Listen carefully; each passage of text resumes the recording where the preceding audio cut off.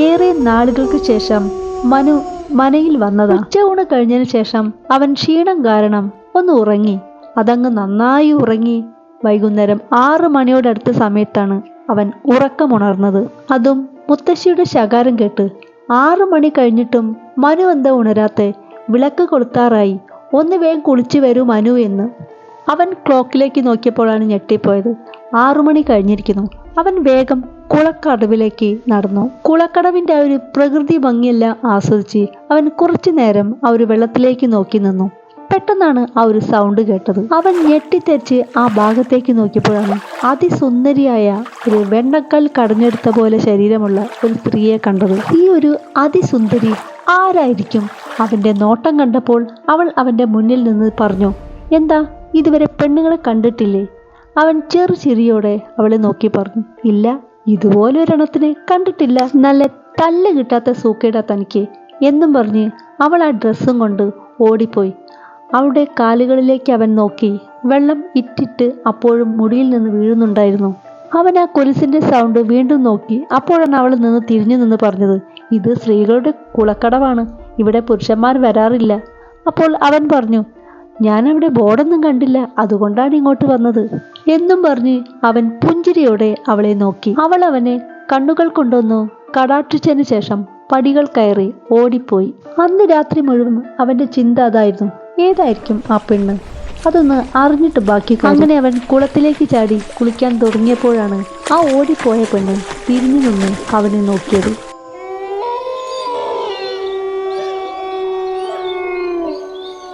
ഇതൊന്നും അറിയാതെ അവൻ ആലോചിക്കുകയായിരുന്നു, ഏതാണ് ആ സ്ത്രീ? എന്തായാലും നാളെ നേരം വെളുത്തിട്ട് അത് കണ്ടുപിടിക്കണമെന്ന്. പിറ്റേ ദിവസം രാവിലെ തന്നെ അവൻ പുറത്തിറങ്ങി. ആ പാടത്തിന്റെ ആ ഒരു ഭംഗിയും പ്രകൃതിരമണീയമായ ഒരു സ്ഥലം ആസ്വദിച്ച് നിൽക്കുമ്പോഴാണ് ബാക്കിൽ നിന്നൊരു ചോദ്യം, എന്താ പകൽക്കിനാവ് കാണുകയാണോ?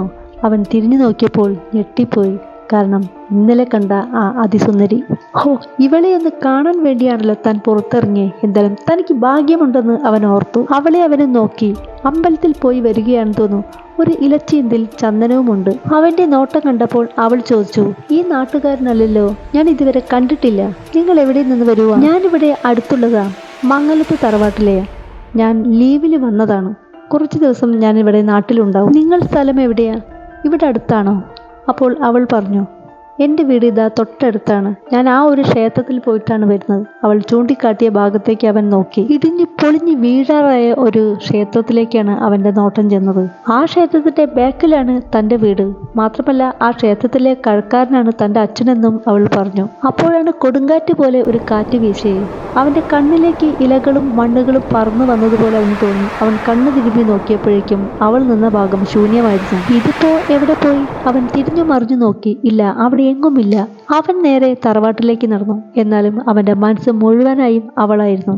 എങ്ങനെയെങ്കിലും അവളെ തനിക്ക് സ്വന്തമാക്കണമെന്ന ചിന്ത മാത്രമായിരുന്നു അപ്പോഴവനുണ്ടായിരുന്നത്. തറവാട്ടിലെത്തിയപ്പോൾ അച്ചമ്മ എന്തൊരു ബുക്കും വായിച്ചുകൊണ്ട് സിറ്റ് ഔട്ടിൽ ഇരിക്കുന്നത് കണ്ടിരുന്നു. അവൻ അച്ചമ്മയുടെ അടുത്ത് വന്ന് കസാല വലിച്ചിട്ട് ഇരുന്നു. എന്നിട്ട് പറഞ്ഞു, അച്ചമ്മേ, ഇന്ന് ഞാനൊരു ദേവത പോലെ ഒരു പെൺകുട്ടിയെ കണ്ടു. എന്താ ചൈതന്യം അവളെ കാണാൻ.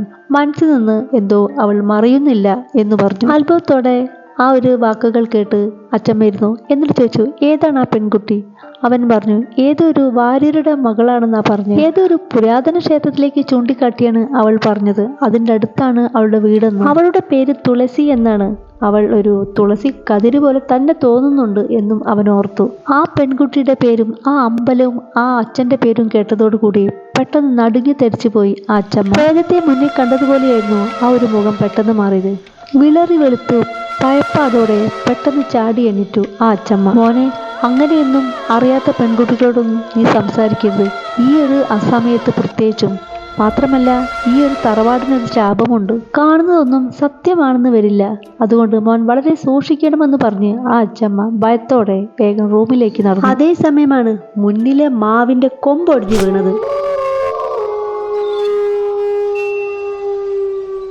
ഭയത്തോടെ കാര്യസ്ഥൻ ഓടി വന്ന് പറഞ്ഞു, കൊച്ചമ്മേ, ആ ഒരു മാവിന് ഒരു കുഴപ്പമില്ലായിരുന്നല്ലോ.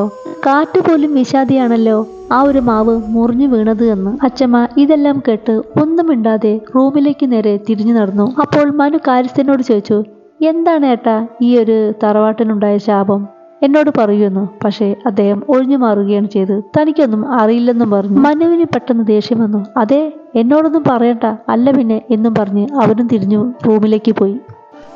അപ്പോഴാണ് വീട്ടിലെ ബാല്യക്കാരിയുടെ അലർച്ച കേട്ടത്. അവൾ എന്തോ കണ്ട് ഭയന്നതായിരുന്നു. ഞാനിവിടെ ഈ നടുത്തളത്തിൽ ശരിക്കും കണ്ടതായിരുന്നു. തീക്കട്ട പോലെ ജ്വലിക്കുന്ന ഒരു കണ്ണുമായി ഒരു സ്ത്രീ, ഒരുപാട് മുടിയുമായി. അത് കേട്ടുകൊണ്ടാ മനു വന്ന്. മനുവിന് ചിരി വന്നു. അതൊക്കെ നിന്റെ തോന്നലാണെന്ന് പറഞ്ഞു. പക്ഷേ വീട്ടുകാരും ഒന്നും മിണ്ടിയില്ല. പിറ്റേ ദിവസം രാവിലെ അച്ചമ്മ വന്ന് പറഞ്ഞു, അച്ഛൻ വിളിക്കുന്നുണ്ട്, നീ നടുത്തളത്തിലേക്ക് ചെല്ലൂ എന്നു. അവൻ അവിടെ ചെന്നപ്പോൾ കാരിസിനോട് എന്തോ കാര്യമായിട്ട് അച്ഛൻ സംസാരിക്കുകയാണ്. മനുവിനെ കണ്ടപ്പോൾ പെട്ടെന്ന് ആ സംസാരം നിർത്തി. വരൂ, ഇങ്ങോട്ട് വരൂ എന്ന് അച്ഛൻ പറഞ്ഞു. അവൻ അടുത്തേക്ക് ചെന്നു. ആ കാരണവർ കാൽമേക്കാൽ കയറ്റി ആ ഒരു പ്രതാപത്തോടെ ഇരുന്നു. കാരണം ആ നാട്ടിലെ പ്രമാണിതനെയായിരുന്നു കൃഷ്ണമേനോൻ. ആ, എന്താ ഇനി നിന്റെ അടുത്ത പരിപാടി? എനിക്ക് പ്രായം കൂടി വരികയാ, അല്ലാതെ കുറഞ്ഞു വരികയല്ല. എന്തെങ്കിലും ഒന്ന് തീരുമാനിച്ചേ പറ്റൂ. എന്താ നിന്റെ അഭിപ്രായം? അത് പിന്നെ അച്ഛൻ പറഞ്ഞു വരുന്നത് എന്താന്ന് വെച്ചാ, നിന്റെ കല്യാണം അത് തന്നെ. നീ ഒരു പെണ്ണിന്റെ കയ്യിൽ പുടവ കൊടുക്കണം. എത്രയും വേഗം അതങ്ങ് തീരുമാനിക്കുക. നിന്റെ അച്ഛനും അമ്മയും മരിച്ചതിന് ശേഷം ഞങ്ങളാണ് നിന്നെ പോറ്റിയതെല്ലാം, എല്ലാ കാര്യങ്ങളും ചെയ്തത്. അതുകൊണ്ട് തന്നെ ഞങ്ങൾ പറയുന്ന കാര്യങ്ങൾ നീയും കേൾക്കണം. എന്താ, അങ്ങനെയല്ലെന്നുണ്ടോ? അത് പിന്നെ ഞാൻ അയാൾ കൈയെടുത്ത് വിലക്കി. നീയൊന്നും പറയണ്ട. ഇനി നിന്റെ മനസ്സിൽ അങ്ങനെ ആരെങ്കിലും ഉണ്ടോ? നിന്റെ മുക്കലും മൂളലുമെല്ലാം എനിക്ക് മനസ്സിലാകുന്നുണ്ട്. അങ്ങനെ എന്തെങ്കിലും ഉണ്ടെങ്കിൽ ആ വള്ളം അങ്ങ് മാറ്റിവെച്ചോ. നീ പുറത്തു പോയി പഠിച്ചെന്ന് വെച്ച് ഈ ഒരു തറവാട്ടിന്റെ മഹിമയൊന്നും മാറ്റാൻ ഇവിടെ ആർക്കും പറ്റില്ല. നിന്റെ ഇളച്ചൻ മരിച്ചത് എങ്ങനെയാണെന്ന് നിനക്ക് ഓർമ്മയുണ്ടല്ലോ. ആ ഒരു കുളത്തിലാണ് ഞാൻ അവനെ ചവിട്ടി താഴ്ത്തിയത്, അന്യജാതി പെണ്ണിനെ കൊണ്ട് അവൻ വരുമെന്നറിഞ്ഞപ്പോൾ. അതുകൊണ്ട് അങ്ങനെ എന്തെങ്കിലും വല്ല ചിന്ത മനസ്സിലുണ്ടെങ്കിൽ അത് ഇപ്പോൾ തന്നെ വാങ്ങി വെച്ചേര് എന്നും പറഞ്ഞ് ആ ഒരു കാരണവർ പുറത്തേക്ക് ഇറങ്ങി നടന്നു. അവൻ നേരെ കുളക്കടവിലേക്ക് പോയി. പാവം തൻ്റെ ചെറിയച്ഛൻ ഒരു തീയത്തി പെണ്ണിനെ സ്നേഹിച്ചതാ ഈ ഒരു പ്രശ്നങ്ങളെല്ലാം ഉണ്ടായത്. എന്നാലും എങ്ങനെ തോന്നി അങ്ങനെ കൊല്ലാൻ? ആദ്യമായി അവന് അച്ഛനോട് ദേഷ്യം തോന്നി. അവൻ ഓർത്തുകൊണ്ട് നിൽക്കുമ്പോഴാണ് അവിടുത്തെ കാര്യസ്ഥൻ അടുത്ത് വന്ന്, എന്താ കുഞ്ഞെന്താ ഈ ഒരു കുളക്കടവിൽ ഒറ്റയ്ക്കിരിക്കുന്നത്? ഇവിടെ അങ്ങനെ നിൽക്കണ്ട, വേഗം റൂമിൽ പോയി കിടന്നോളൂ എന്ന് പറഞ്ഞു. അപ്പോൾ അവൻ പറഞ്ഞു, എനിക്കതൊന്നും കേൾക്കണ്ട. എന്താണ് ഇവിടുത്തെ പ്രശ്നം?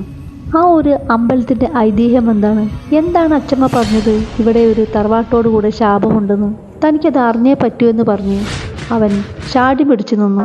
അപ്പോൾ കാരിസൻ പറഞ്ഞു, മോനെ, അതൊന്നും ഓർക്കാൻ പോലും ഇഷ്ടപ്പെടാത്ത കാര്യങ്ങളാണ്. പക്ഷേ കുഞ്ഞ് ഇത്രയും ചോദിച്ച സ്ഥിതിക്ക് ഞാൻ കുറച്ചെങ്കിലും കാര്യം എനിക്ക് പറയാതെ പറ്റില്ല. അങ്ങനെ അദ്ദേഹം അത് പറയാൻ തുടങ്ങിയപ്പോഴാണ് ആ കുളക്കടവിൽ നിന്ന് ഒരു സൗണ്ട് കേട്ടത്. ശബ്ദം കേട്ട ഭാഗത്തേക്ക് നോക്കിയ കാരിസൻ നടുങ്ങിപ്പോയി. പിന്നെ അദ്ദേഹം ഒന്നും മിണ്ടിയില്ല. പെട്ടെന്ന് തന്നെ കുഞ്ഞെ എനിക്ക് പോകണമെന്ന് പറഞ്ഞ് അയാൾ തിരിഞ്ഞു നടന്നു. കൂടെ മനുവിന്റെ കൈയും ബലമായി പിടിച്ച് വലിച്ചുകൊണ്ട് തന്നെ തറവാട്ടിലോട്ട് നടന്നു. നായ്ക്കളുടെ ഓരിയിടലും എല്ലാം കൂടി ഒരു പേടിപ്പെടുത്തുന്ന ഒരു രീതിയിലായി. കാര്യമൊന്നും മനസ്സിലാവാതെ മനു പിന്നെ റൂമിലേക്ക് പോയി. അവൻ കിടന്നു.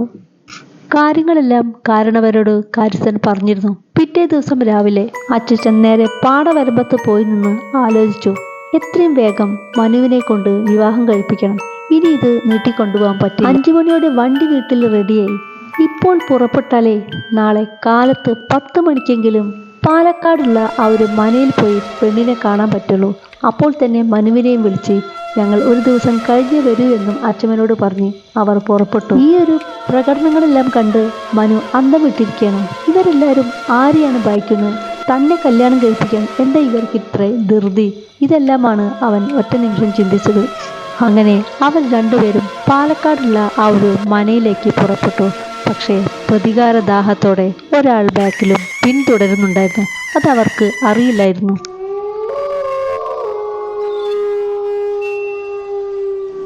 അപ്പോൾ അടുത്ത വീഡിയോ നമുക്ക് നെക്സ്റ്റ് എപ്പിസോഡിൽ കാണാം. അപ്പോൾ എല്ലാവരും ഒന്ന് ലൈക്ക് അടിച്ചൊന്ന് സപ്പോർട്ട് ചെയ്യണേ.